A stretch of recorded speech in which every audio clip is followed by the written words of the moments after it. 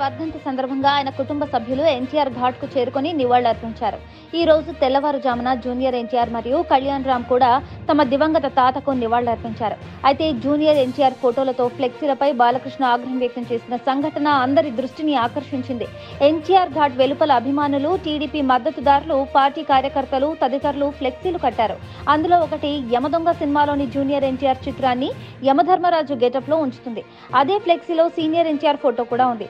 ఇది చూసిన బాలకృష్ణ వెంటనే ఫ్లెక్సీలను తొలగించాలని తన మద్దతుదారులకు సూచించారు. ఫ్లెక్సీపై ఆగ్రహం వ్యక్తం చేస్తూ బాలకృష్ణ తన మద్దతుదారులో ఒకరిని తీయించేయి, ఇప్పుడే తీయించేయి అని పెద్ద స్వరంతో చెప్పడం కనిపిస్తుంది. దీంతో మద్దతుదారులు వెంటనే ఫ్లెక్సీని అక్కడి నుంచి తీసివేసి వేదికకు దూరంగా ఓ చోట ఉంచాల్సి వచ్చింది. ఈ సంఘటన మరోసారి బాబాయ్ మరియు అబ్బాయిల మధ్య ప్రచండ యుద్ధాన్ని ప్రదర్శిస్తోంది. మరోవైపు బాలకృష్ణ ఇలా వ్యవహరించడం పట్ల ఎన్టీఆర్ అభిమానులు కలత చెంది సోషల్ మీడియాలో అదే విషయాన్ని వ్యక్తం చేస్తున్నారు. బాలయ్య తీరును తప్పుపడుతున్నారు.